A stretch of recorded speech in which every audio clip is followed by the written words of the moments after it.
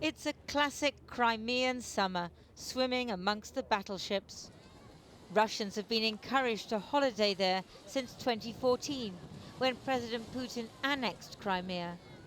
But now the Russian authorities say danger lurks beyond the Golden Sands.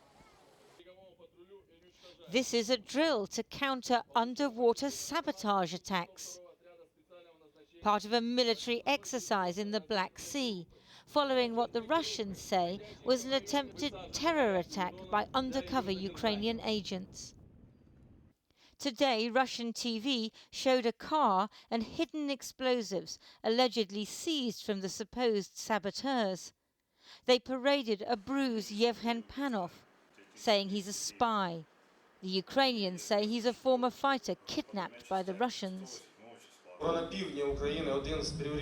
Defence in the south of Ukraine is our priority, as the Russian authorities are issuing provocative statements and lies, and Crimea is being militarised.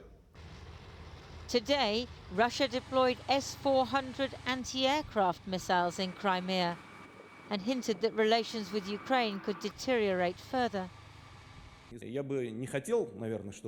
As for breaking diplomatic relations, I wouldn't want that to happen. But if there's no other option left to influence the situation, the president could make such a decision.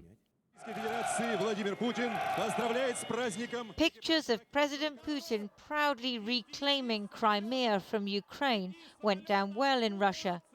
As the economy falters and a month before parliamentary elections, he may want to whip up nationalism again.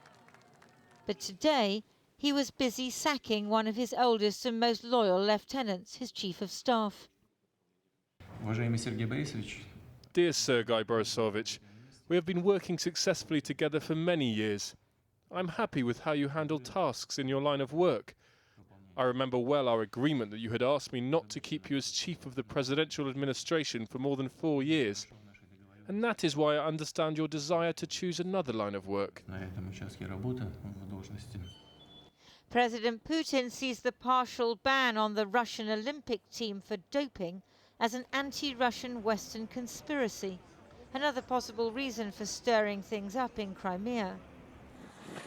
But who needs the Olympics when you have the Army Games, including the armoured vehicle slalom, underway in Russia now and featuring friendly countries such as China and Zimbabwe?